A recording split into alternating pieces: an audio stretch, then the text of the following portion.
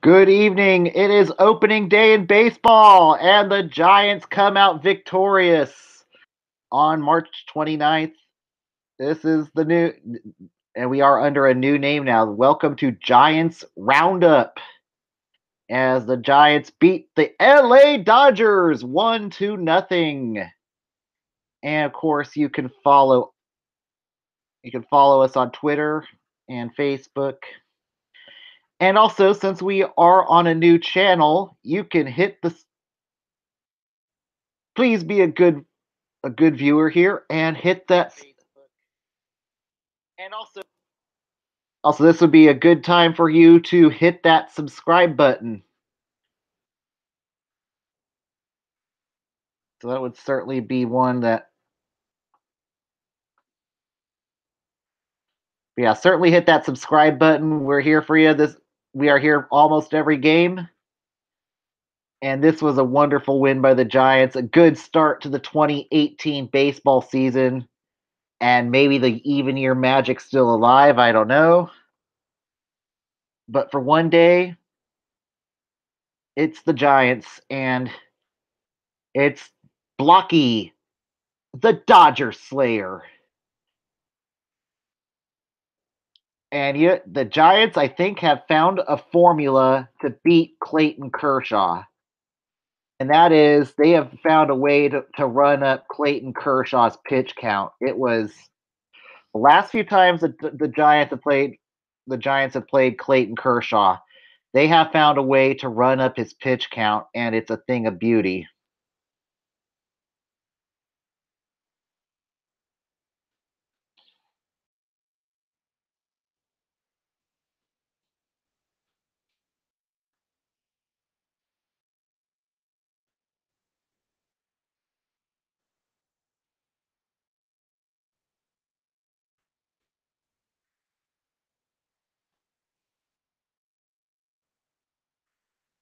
The time block was serviceable today. Five innings pitched, 3 hits allowed, no earned runs.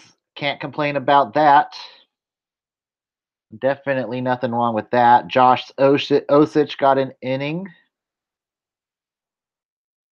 pitched an inning. He was good. Looks like Osich has really found his groove this year, and this is a really good thing right here if the Giants want to get back to contending. Watson struck out the side in the 8th inning. That was Tony Watson looked good in his Giants debut tonight. And guess who closed for the Giants tonight? It was one Hunter Strickland. And Strickland was masterful tonight. Only 1 hit allowed.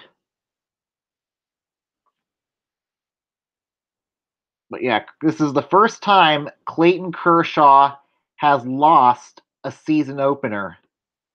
So all he needed was block the Dodger Slayer.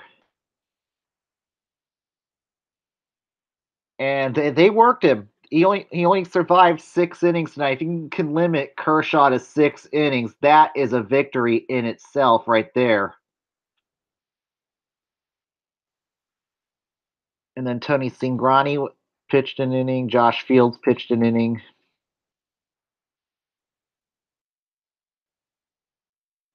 And all was quiet for the first of 5 innings. There was a lot of good defensive baseball tonight.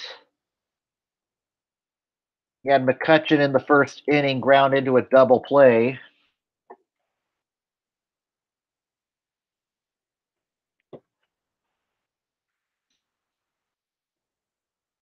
But the stranded runners was a big thing tonight. There was 17 runners stranded tonight. So that was really, and the Giants were 1 for 8 with runners in scoring position, whereas the Dodgers were 0 for 5.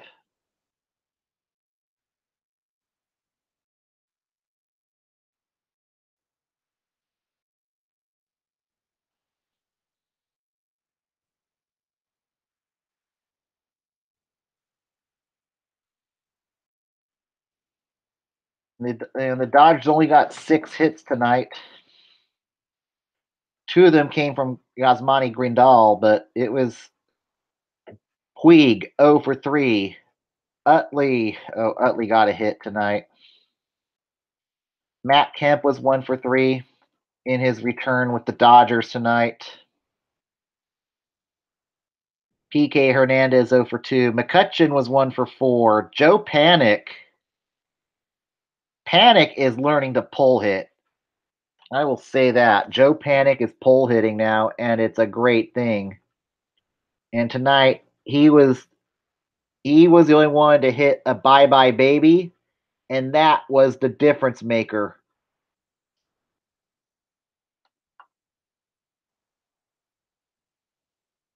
And Brandon Belt 1 for 4. Hunter Pence 2 for 4.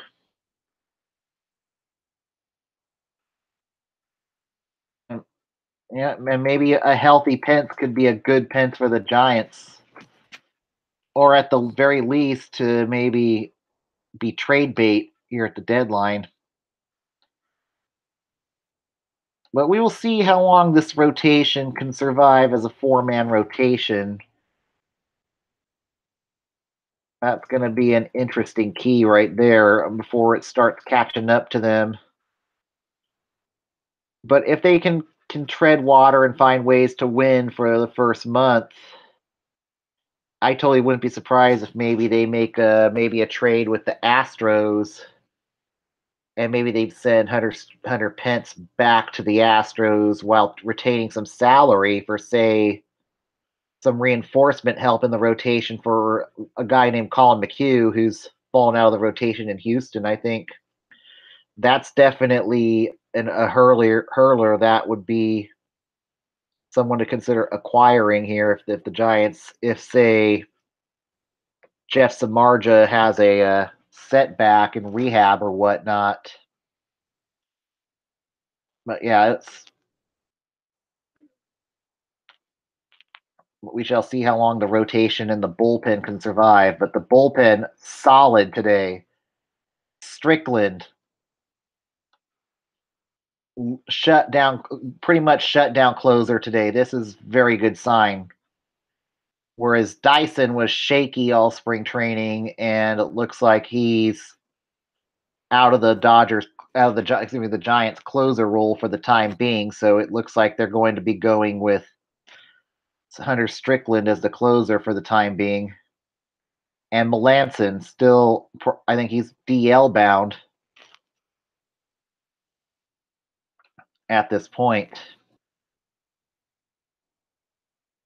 But now we have our 25-man roster set with, right now it looks like Austin Jackson will be the starting center fielder while Steven Duggar gets regular reps down in Sacramento. And I don't expect to see Steven Duggar in Sacramento for too long. He's definitely got some potential, and the kid's got power. I certainly think you're going to see Duggar up by June. I really do. I think Duggar is certainly going to be a kid to watch in AAA this year. But yeah, I don't want to. But he did cool off a skosh during the stretch run of spring training. But I think he's definitely going to get some regular at bats in Sacramento. And so another guy who's probably disappointed he did not make the roster is Mac Williamson. Williamson had a really good spring training. I certainly think he's another one that will be up once as injuries and whatnot. And I certainly think Mac Williamson has found his swing this year. But I also could see a situation, like I said, if they do acquire a starter, maybe they send somebody like Steven Okert back to the Astros in as part of an acquisition for, say, a Colin McHugh. That's something to watch, and we'll see. But looks like Jeff Samardzija is starting to make progress, and he might be back sooner than later. So that's good news on that front there. And we have Gorkis Hernandez. A lot of people are not crazy about Gorkis, but he's a good bench player. He can hit when he has to. He's definitely a good pitch hitter. He's a good runner. And of course, you got Gregor Blanco who can steal a bag when he has to. So that's certainly going to be good key when we get deeper into the season.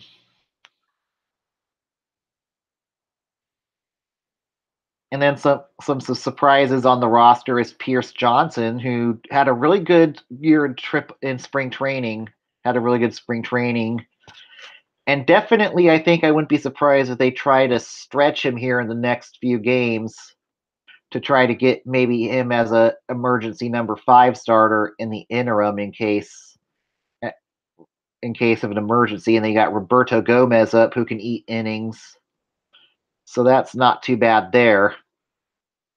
And then we'll see how long it takes for, say, Will Smith to start rehabbing and stuff and extended spring training and whatnot. And definitely it's going to take some time for Will Smith to get back. And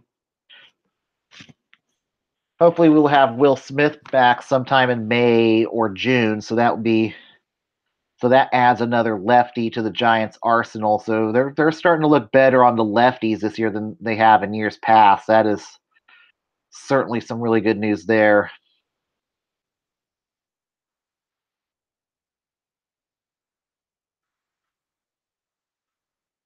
But yeah, I'm very happy about the game here today. It's very they have figured the formula how to beat Clayton Kershaw, or at least get him out of the game, and that is they have found a way to work Clayton Kershaw's pitch count up. So that was really good news for him, and that's really welcoming news. If you and you know what, maybe other teams start looking at how to beat Clayton Kershaw, and I think the Giants finally found the formula of how to run up his pitch count, and that was key in beating. And that's how you beat Clayton Kershaw.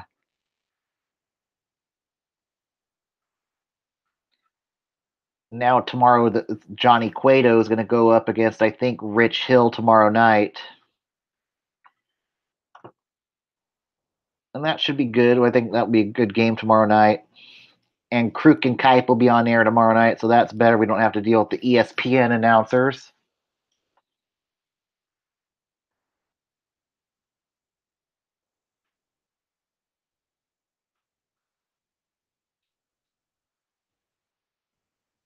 But hope springs eternal in Sacramento. I certainly think this is going to be one of the more talented River Cat rosters we've had in a while. So I certainly think their hope springs eternal out there. I certainly think at some point you're going to see Chris Shaw up in the majors. Maybe not this year, but next year.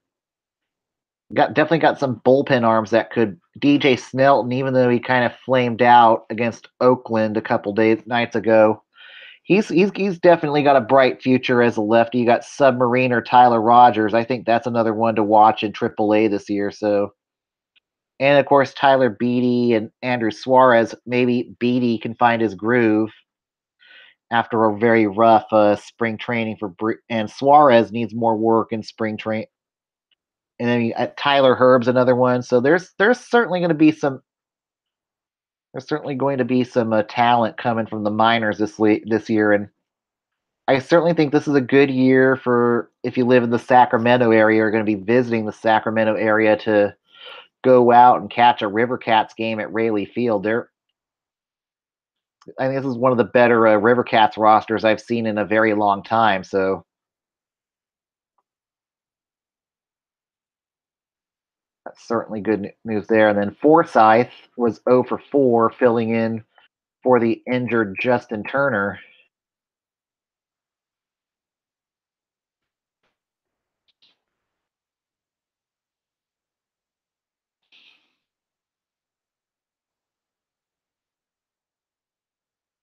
Now, now we are going to do, and now it is time for the MLB Roundup.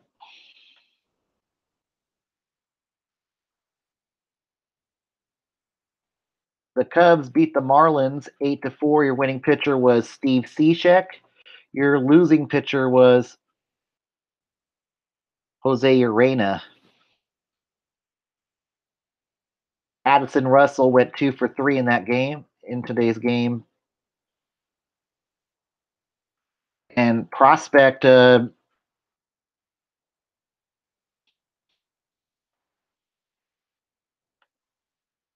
Brian Anderson did not fail today, going 2 for 3 for the Miami Marlins in his major league debut for the Marlins. And Urena only went 4 innings, gave up 5 earned runs. As it will be a very long year for the Miami Marlins. The Mets clobbered the St. Louis Cardinals 9-4. Your winning pitcher Noah Syndergaard, your losing pitcher Carlos Martinez. And speaking of the Cardinals, they made a signing today. They've signed Greg Holland to a 1-year, $14 million contract.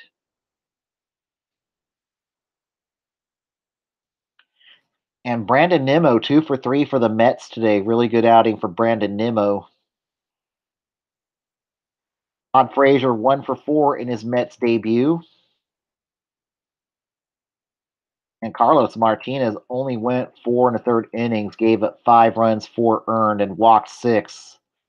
Definitely not a good line for Carlos Martinez.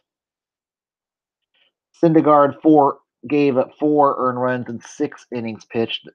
That's okay numbers there. Matt Bowman, not a good day for him. 3 earned runs in 1/3 of an inning pitched.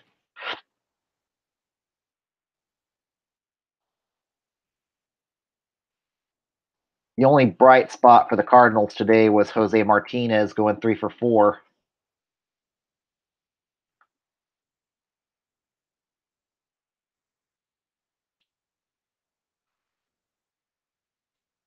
And the Orioles beat the Twins in extras 3-2. Your winning pitcher, Richard Blyer. Your losing pitcher, Fernando Rodney, making his debut for the Minnesota Twins.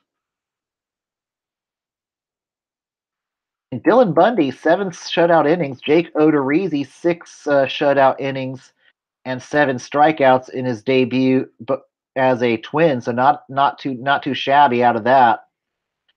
As the Minnesota rotation's looking pretty good this year. The Astros beat the Rangers 4-1 to defend the defending champion Astros win their home opener. The winning pitcher Justin Verlander, your losing pitcher Cole Hamels, Adrian Beltre 2 for 4, Elvis Andrus 2 for 3,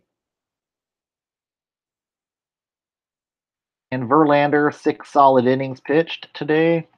Hamels 3 earned runs and 5 2/3 innings pitched. And Verlander definitely looked like an ace on the mound today in Houston. And in Toronto, the Toronto Blue Jays lose to the New York Yankees 6-1. Your winning pitcher Luis Severino, your losing pitcher J.A. Happ.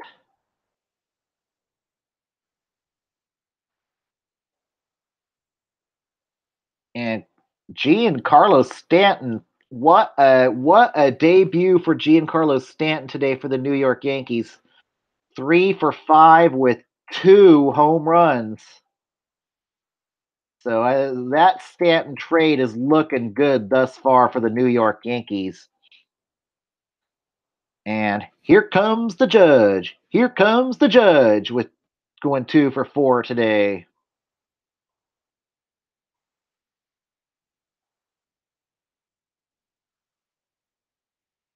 And Happ only went 4 2/3 innings pitched, 3 runs, 2 earned out of J.A. Happ. John Axford, an earned run in 1/3 of an inning pitched.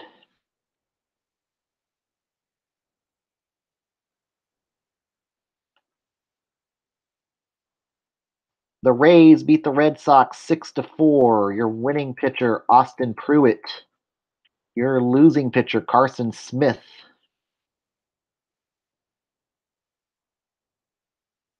And Xander Bogaerts 3 for 4 in a losing effort.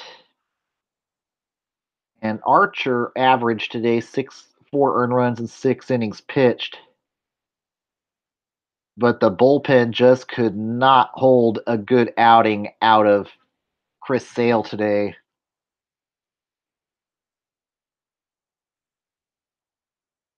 Joe Kelly got rocked for 4 earned runs and 1/3 of an inning pitched.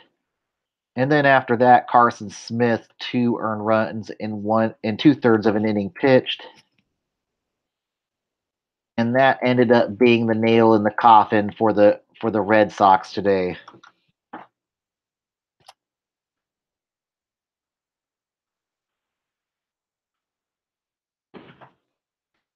And on the other side of the bay today, I think this is the first time in a very long time, the Oakland A's opened their had a home opener during the daytime. That doesn't happen too often in Oakland, and they go out and beat the Angels 6-5 today.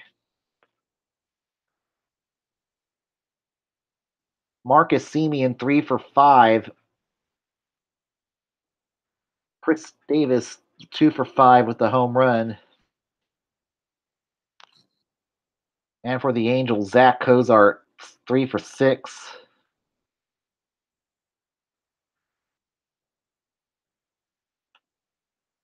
Cole Calhoun 3 for 5 with the home run today. And Cozart also had a dinger, so did Albert Pujols.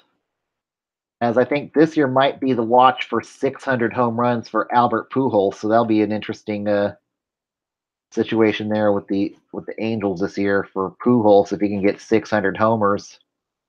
Kendall Graveman and Garrett Richards both did not look great starting today. 4 earned runs in 5 innings for Richards.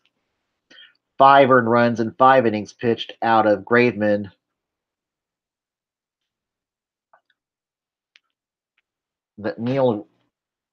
Former Giant Neil Ramirez it's not Neil Ramirez, I'm bad. But no Ramirez blows the game for the Angels. Your winning pitcher for the A's was Chris Hatcher, and I think we have some very good news to announce as the Oakland A's are currently looking to buy the Coliseum site for I think 100-something million to potentially build a new ballpark on the current Coliseum site. So that's really welcome news for Oakland. And I really wish the A's a lot of luck and hopefully they can get their new ballpark built, as the Raiders will be heading to Vegas in a few years. So I certainly wish the A's a lot of luck. I hope they get it done. And certainly next season will be the last year of the Warriors at Oracle, so they could plausibly use the area around Oracle, clear that out for a ballpark, and construct a baseball-only ballpark while the A's are playing at the current Coliseum site. So that's how you could maybe do it. And then once that's built, you can possibly start considering an entertainment district around the Coliseum. But it just comes down to money, but they're going to have to but maybe it could be a good redevelopment project for the city of Oakland. And this is really welcome news for the A's that they're trying so hard to stay in Oakland. I really do not want to see them relocate to, say, Las Vegas or whatnot, or Sacramento. But hopefully they can get a deal. It's time to get her done. But I would like to see the Oakland A's stay in Oakland. It's really good news to hear. I'm going to try to. This is a Giants channel, but we do want to respect the A's. I do want to bring the A's some exposure since they don't necessarily get as much exposure as they deserve to get in the Bay Area. So that's certainly I will bring up A's news, River Cats news from time to time, or other sports around the Bay Area. I truly want to be an equal opportunity employer on this channel. And then the Brewers beat the Friars 2-1 today. Your winning pitcher Jeremy Jeffress, your losing pitcher Adam Simber. And Lorenzo Cain, what a debut for him in a Brewers jersey, as he went 3 for 5 today and stole a base. That was good for him. And Domingo Santana 2 for 5. Fernando Galvis 2 for Freddie Galvis 2 for 4 for the Friars. Clayton Richard did pretty well. Chase Anderson pretty good. 6 scoreless innings, 7 scoreless innings for Richard.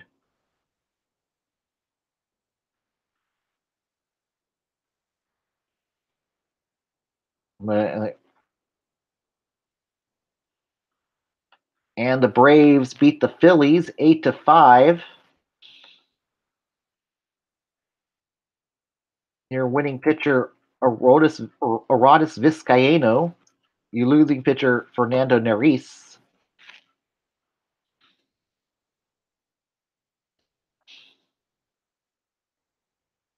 Rhys Hoskins 2 for 3, excuse me.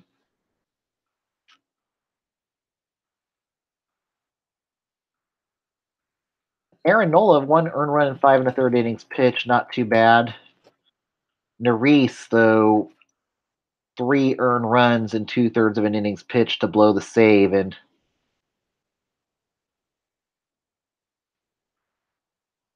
I don't know how long of a leash Neris is getting, but certainly the Phillies did have closer issues last season with Jenmar Gomez. And I definitely think they want to get that closer monkey off their back with the Phillies this year if they want to have a successful season.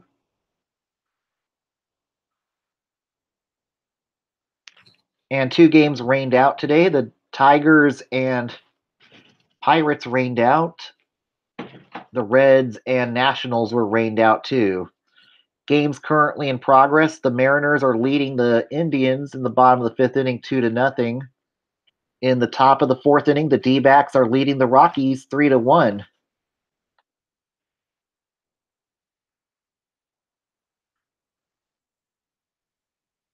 Now on to tomorrow's probable for the Giants.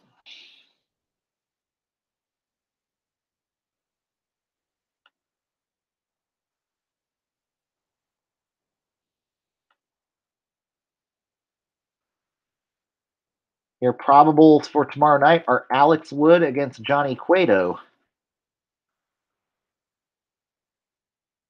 And definitely some batters, some hitters to watch who's had success against Alex Wood are Gregor Blanco. Crawford's definitely had some success against Alex Wood. Do you maybe, if you're Bochy, Posey and but maybe do you see Kelby? Or maybe do you play Posey at first and have a Nick Hundley catch Hundley and Pence both have some ownage against Alex Wood? There's definitely some. Do you be a mad scientist? That's a question. Buster Posey's 467 lifetime against Alex Wood, and then Nick Hundley is 429 against Alex Wood. So there's definitely some possibilities there. Whereas the only 2 areas of concern for Cueto would be Austin Barnes and Cody Bellinger. And this is definitely going to be definitely Johnny Cueto wants to get off to a good start tomorrow. This is certainly, I don't know if it's a must win, but I think he definitely wants to prove something in this game. And certainly,